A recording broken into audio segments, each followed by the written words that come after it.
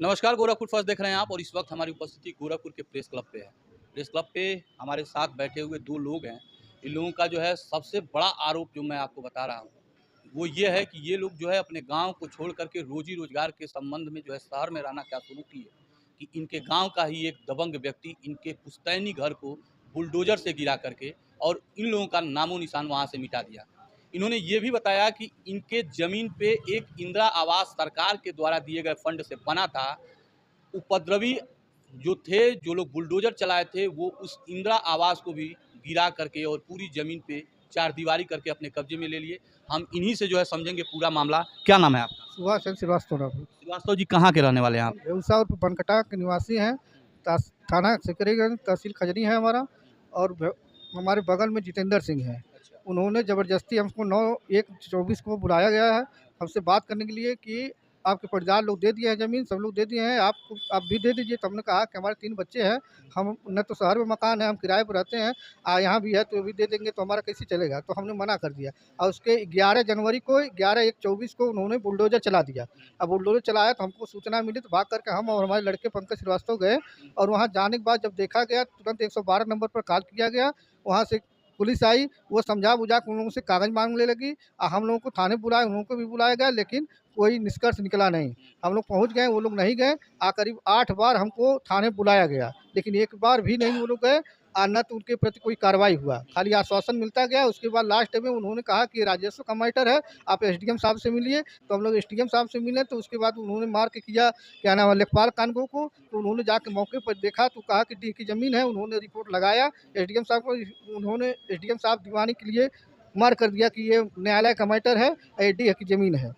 तो हम लोगों ने थक हार करके जब कहीं से कोई कार्रवाई नहीं हुआ तो वहाँ गए क्या नाम फरवरी में, लास्ट फरवरी में दीवानी कचहरी बांसगांव गए। वहाँ हम लोग अपनी तरफ से एप्लीकेशन डाले या कोर्ट के आदेश पर। तब अमीन द्वारा नपैया के लिए 3 बार डेट पड़ा। तीसरी बार किसी तरह से 9 जुलाई को 9 जुलाई को हुआ तो अमीन आए। आने के बाद 2 घंटा 3 घंटा उनका वेट किया गया, आए। उसके बाद नाप-जोख के दौरान उन्होंने अमीन के सामने हमको, हमारे लड़कों को मारा-पीटा, गाली-गलौज दिया, धमकी भी दिया कि हम मरवा देंगे, किसी को जिसको बुलाना हो बुला लो, कोई कुछ कर नहीं पाएगा हमारा।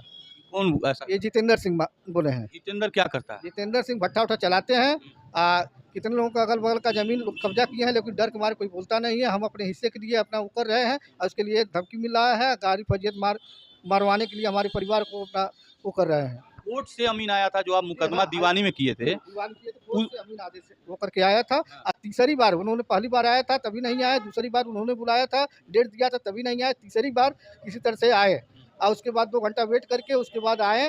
तो उसके बाद किसी नपैया हो ही रहा था कि उसे गाली-गुप्ता या मारने लगे हमको, हमारे लड़के को मारे-पीटे भी हैं। उस वक्त मारपीट के समय जो है पुलिस जो है नहीं, कोई ऐसा संभावना ही नहीं था कि वो नपैया करना था और कुछ मैटर लड़ाई झगड़ा कोई उठिए नहीं था। मारपीट हो जाने के बाद जो है पुलिस के पास गए? नहीं, पुलिस के पास नहीं गए। हम लोग अपना जब नपैया हो गया तो सीधा हम लोग डायरेक्ट गोरखपुर भाग आए, अपना जान बचा करके कि भाई कहीं भी रास्ते में लोग घेर कर कुछ भी कर सकते हैं। तो हम लोग अपने गाँव चले आए, शहर में यहाँ पर रहते हैं, यहाँ से अपना संपर्क किए जिससे हो पाया। अब उसके बाद आज सब मैटर जब मारपीट अगर होता है, अगर आप पुलिस के पास नहीं जाएंगे तो फिर जो है आपके साथ न्याय कैसे होगा? पुलिस न्याय होने वाली बात है। जब 8 बार हमने थाना पर दौड़ा, जितनी बार बुलाया गया उसमें गए, लेकिन विपक्षी पार्टी एक बार भी नहीं गया। इस बार तो इस बार तो अमीन के सामने मारपीट हुई थी। अमीन जो है बयान देता कि हाँ मेरे सामने ऐसा हुआ है। अमीन के सामने ही हुआ है ये चीज़। अमीन देता बयान, अगर पुलिस के पास गए होते तो अमीन बोलता। वो अपना नाप-जोख कर किसी तरह से शांत करा करके नाप-जोख करके वो सीधे बांसगांव निकल गए। अच्छा, बांसगांव जब निकल गए तो कुछ तो रिपोर्ट लगाए होंगे, क्योंकि उनको रिपोर्ट लगाना होता है। रिपोर्ट लगाना होगा अपना, वो लगाएंगे। अभी तक तो नहीं कुछ जानकारी हमको मिल पाई है। आपका क्या नाम? सर मेरा पंकज कुमार श्रीवास्तव नाम है। क्या हुआ था? यही हुआ था जो जैसे पिताजी ने बताया मेरा, ठीक है। अभी तक इस जनवरी से मैटर चल रहा है, 2024 से कब्जा किया हुआ है। मेन मैटर मैं बताना चाहूँगा, परसों 9 जुलाई 2024 का जैसे बता रहे हैं कि अमीन आए थे कोर्ट से, नपाई हो रही थी, ठीक है। हम लोगों ने उनसे जितेंद्र सिंह से एक शब्द भी नहीं बोला। जो भी नपाई कर रहा था अमीन साहब कर रहे थे, ठीक है। अमीन साहब से बस बता रहे थे डायरेक्शन कि ऐसे ऐसे था।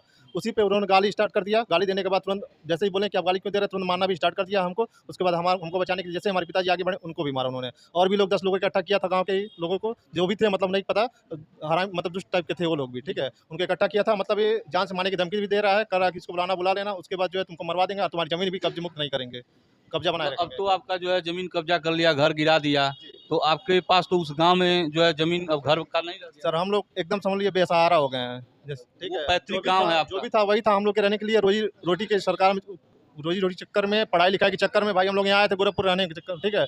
हम लोग ना किसी का मतलब उस टाइप से हैं कि किसी का 1 रुपया लें, और हम चाह रहे हैं कि हमारी ज़मीन हमको वापस मिल जाए।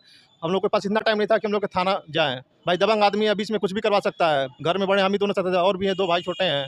उन लोगों को मान लीजिए कुछ ऐसा हो जाता है तो क्या कौन क्या देखेगा? चाह रहे हैं? अधिकारियों के पास गए तो क्या चाह रहे हैं? हम सर यही चाह रहे हैं कि हमारी ज़मीन है हमको मिल जाए, और उसको कड़ी से कड़ी सज़ा मिले। जो भी हमारा नुकसान हुआ, इंदिरावास मिला था, ठीक है, इंदिरावास पे जो भी सरकार द्वारा मिला था, उसकी इतनी हिम्मत है कि सरकारी संपत्ति पे भी वो बुलडोज़र चला दे रहा है इस प्रशासन में, ठीक है। इतनी उसकी हिम्मत हो गई है, इतना दबंग है वो। कानूनन हमारा वहाँ हिस्सा बनता है, उसमें भाई पटीदार भी है, उनका किनारे करके हमारा जो हिस्सा बनता है हमको उसमें कब्जा दिला दीजिए। भाई पटीदार क्या कर रहे हैं आप? भाई पटीदार न तो खुल करके आ रहे हैं, न तो कह रहे हैं कि हमने बेचा नहीं है। अब वो कह रहे हैं कि बेच दिए। कहाँ रह रहे हैं वो एक दिन बनारस रहते हैं, एक दिन सजनवा के पास भीटी रहते हैं। डी की जमीन? हड्डी की जमीन है, पैतृक है सर, कई पुश्तों से हम लोग सब लोग कुल रह रहे हैं। मिला करके जो है डी की जो जमीन होती है, ऐसा सुनने में आता है, ऐसा आप लोग जानते भी होंगे कि डी की जमीन पे जिसका कब्जा होता है वही मालिक होता है। अब जबरन इन लोगों से जो है कब्जा छुड़ा करके और दूसरे व्यक्ति ने अगर कब्जा कर लिया है तो सबसे बड़ा चैलेंज शासन प्रशासन की होगी कि इसमें जो है किस तरह से न्याय देंगे और कैसे इनकी जो है ज़मीन को जो है वापस दिलाएंगे। बाकी अपनी प्रतिक्रिया कमेंट में दीजिएगा। अभी के लिए बस इतना ही, मिलते हैं अगले खबर के साथ, तब तक के लिए नमस्कार।